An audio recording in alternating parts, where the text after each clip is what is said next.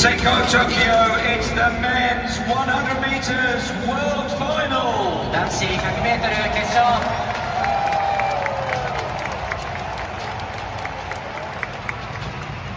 In lane 2, world rank number 3, representing South Africa. 南アフリカ記録保持者、南アフリカ共和国。Akani Simbini.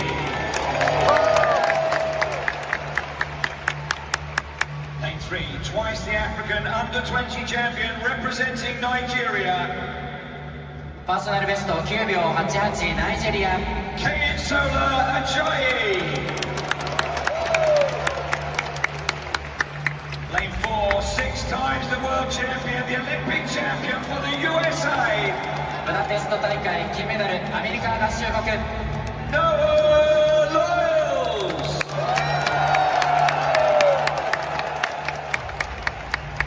In 5, the Olympic Games silver medalist representing Jamaica. ワールドリーダー、ワールドランキング1位、ジャマイカ。Kishane Thompson. In 6, twice an Olympic Games silver medalist for the USA. パーソナルベスト9秒79、ワールドランキング5位、アメリカ合衆国。Kung Fu Kenny Benarek. In 7, the best of 981 set earlier this year for Jamaica. ワールドランキング4位、ジャマイカ。Oblique Seville. Lane 8, welcome the Olympic 200-meter champion representing Botswana. ブダペスト大会銀メダル、ボツワナ。Letsile Tobago.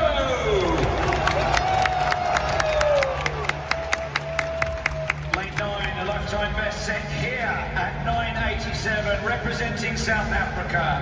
パーソナルベスト9秒87。Hello guys, welcome back. Jamaica just reminded the world why sprinting isn't simply a sport on the island. It is part of the culture. Every few years people ask the same question: is Jamaica still the sprint capital of the world? And every few years Jamaica answers on the track. Now let us watch this track until the end, then I'm going to come with a lot of comments later. And if you're new here, please don't forget to hit that subscription button, and also you can comment, like, and also share the video.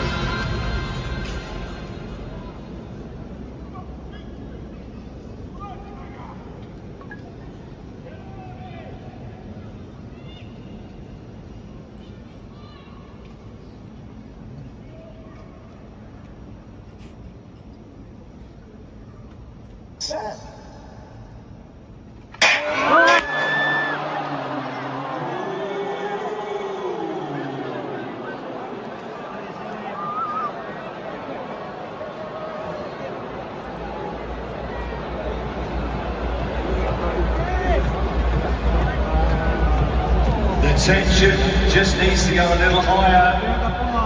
We'll find out what the start team make of that. We'll hear from start referee Helen. Yeah, Bolt knows what he thinks he saw. We all know what we think we saw, but there's only one opinion that counts. Lane 8, false start.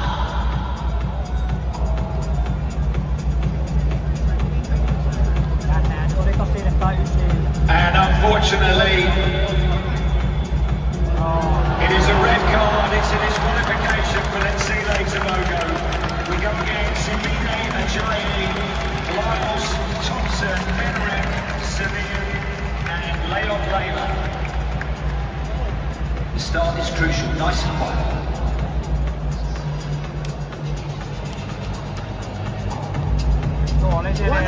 One oblique.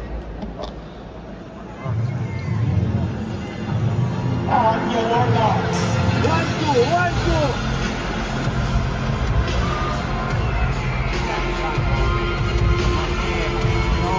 Siinä on vähän kyse, että voi reaktioida, jos jää nyt, että ei ole ihan niin. Sitten katsoo, että se on keltainen. Käsittääkseni.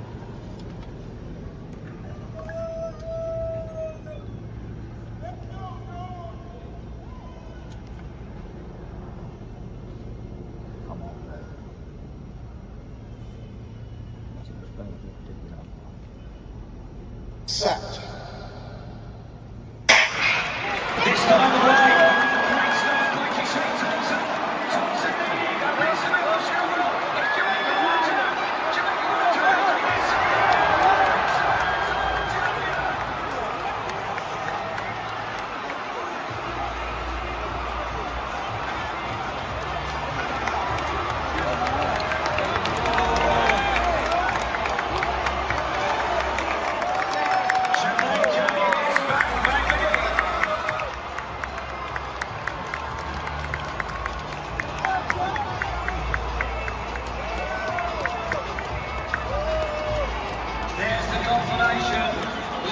takes bronze. Thompson takes silver and a lifetime best of 9.77. The world champion, the fastest man in the world, is still Jamaican, Oblique Seville. さあ、ただいまの男子 100m 決勝はジャマイカのセビルが9秒77のパーソナルベストです。そして2着には同じくジャマイカトンプソン9秒82、3着アメリカ合衆国のライルズ9秒89のシーズンベストです。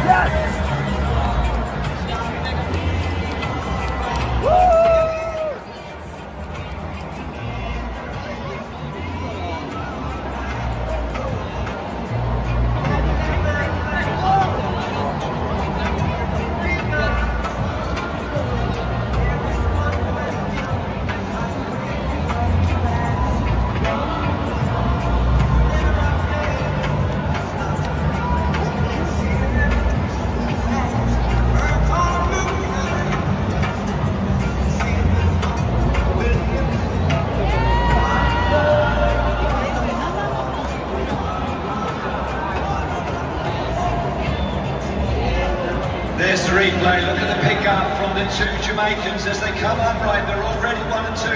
Lyle's playing catch up as he so often has to get the bronze.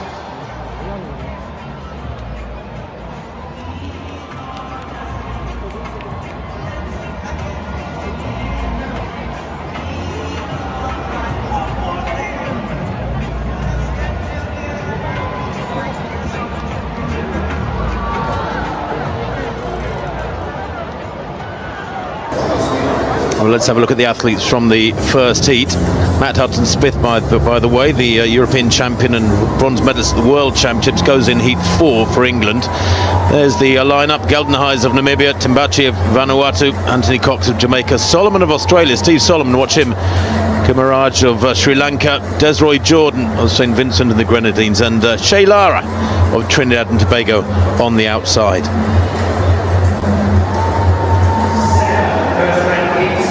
So with only 3 non-automatic qualifier spots, that make the first 3 or you're not going to make it through to the semis is really the message. There is Che Lara, 46.92 man this year. He'll be running blind. His personal best was last year, 46.4.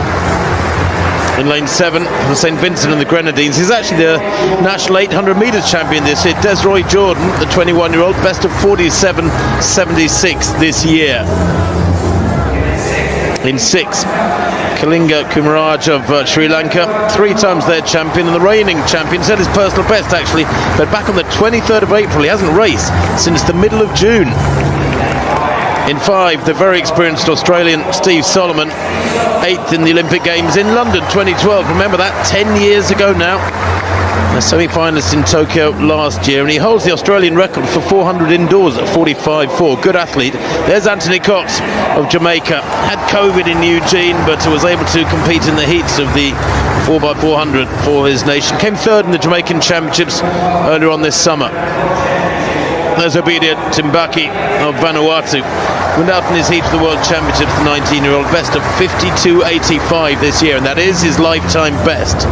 And then in 2 is Ivan Danny Gelden Hayes of Namibia, 21 in a few days' time. The South African semi-finalist in the African Championships in Mauritius back in early June, but he hasn't raced either since early June, the 20-year-old Gelden Hayes. 46.4 his best this year. Remember, the first 3 go through by right, so he'll be right on the cusp of it. Will even Danny Gelden Hayes. Champion is Makwala. He's up Makwala of Botswana. Indeed, his teammate Babaloki Thebe took out the silver on the Gold Coast back in 2018. So the first heat of 7 then in the men's 400 metres. Gelden Hayes in 2, Timbaki of Vanuatu in 3, Cox of Jamaica 4, Solomon of Australia in 5, the Sri Lankan Kumaraj in 6, Jordan of St Vincent and the Grenadines in 7, and Lara, Trinidad and Tobago in lane 8. Set.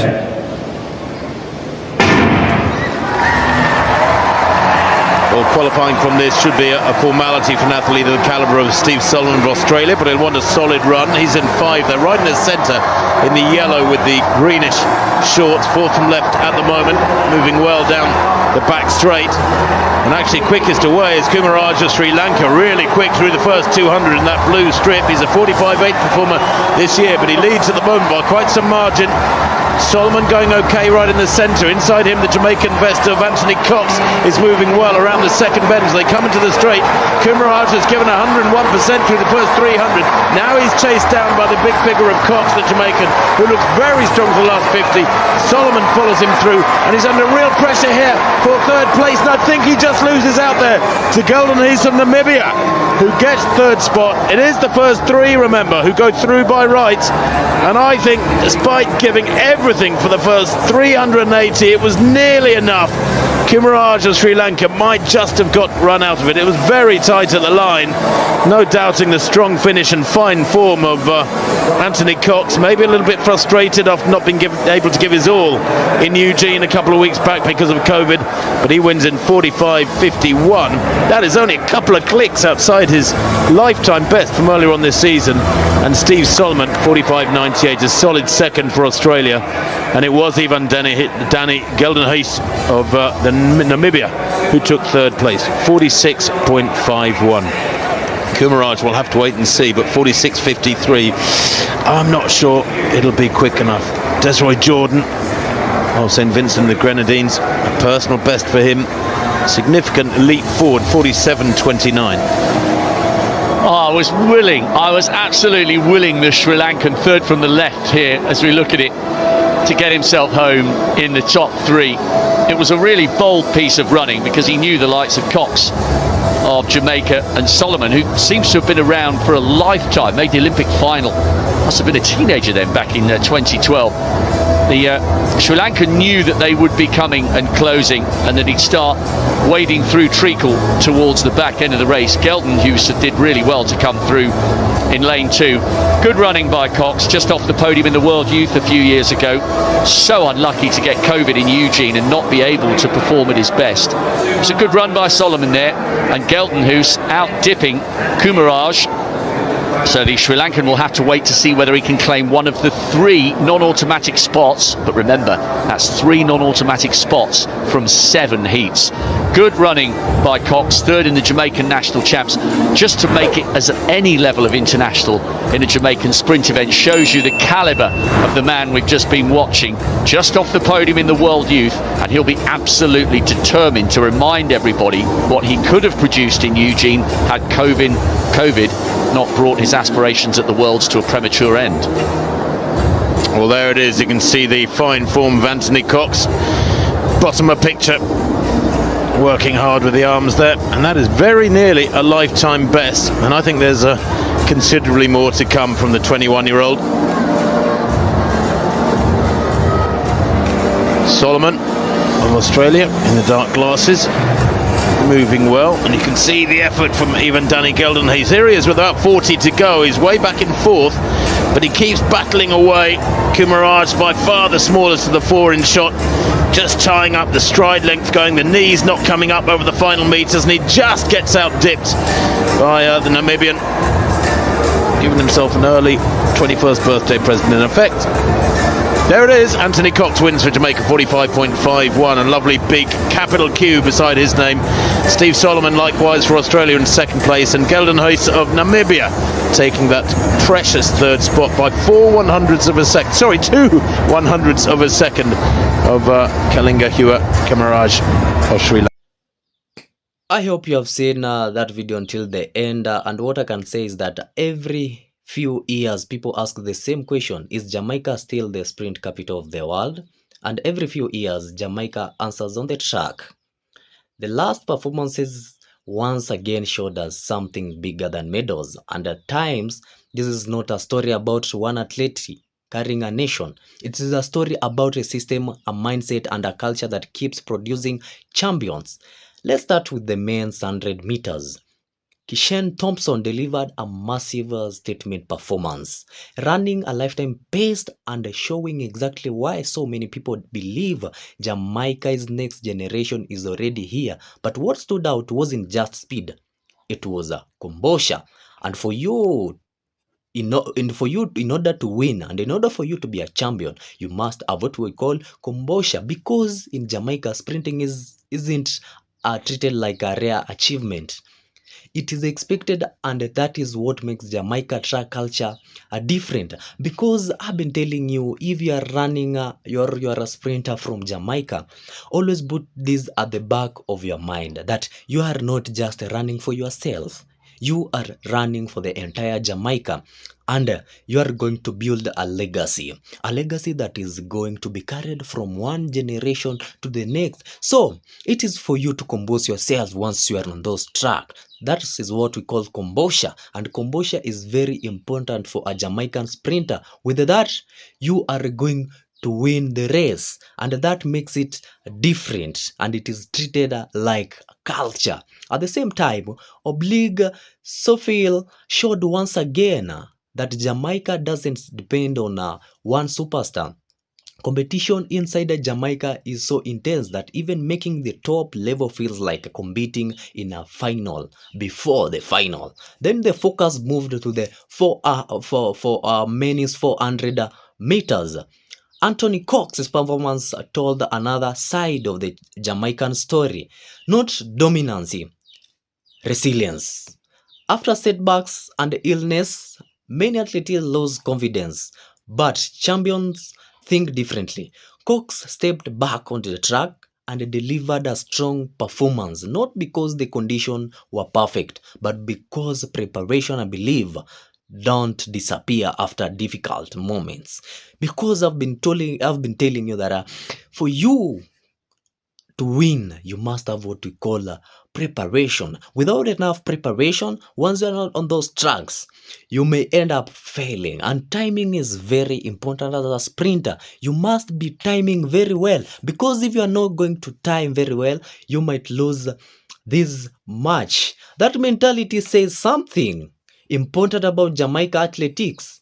People often talk about talent, but talent alone doesn't create decades of success.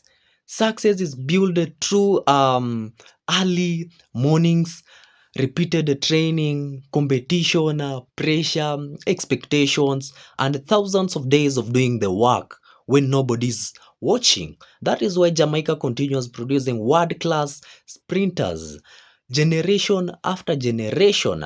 You have been seeing they have been producing very young sprinters. And also remember, we have the best sprinter from Jamaica, who is Bolt has been sprinting, and he has been breaking world records. And I've been telling you that this is not about talent, and you know very well that Jamaica, they love their sprinters. For you to be loved by these other cheering squads, you must be able to sprint very well, and you must be very disciplined as a sprinter coming from Jamaica, because they don't tolerate those people who are indisciplined. That is why Jamaica continues producing the world-class sprinters, and this is generation after generation. Different names. We have been having different names. We have been having different eras. But what?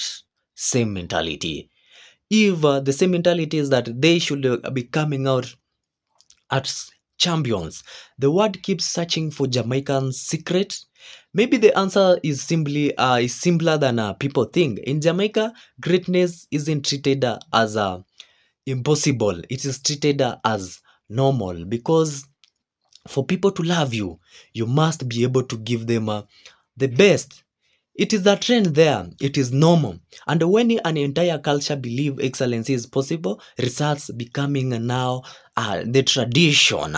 We have been seeing ladies sprints like Tia Clayton. Tia Clayton, she has been making the people of Jamaica very proud. We have been seeing the way she has been very composed once on those tracks. She has been running very well. Many people love her. She has been breaking world records. People do really admire her, the way she has confidence, the way she has been timing. She has been doing her timing very well, and that is what is required as a sprinter. And I've told you that once you are on those tracks, remember that you want to build a legacy that is not going to be forgotten easily, a legacy that will be carried from one generation to another, a legacy that is not going to be easily forgotten, a legacy that is going to make Jamaican people proud. And when the entire culture believes excellence is possible, results start becoming a tradition. But here is the question: is Jamaica entering another golden generation in sprinting, or has the next era already started? Drop your thoughts in the comments. Otherwise, until the next one.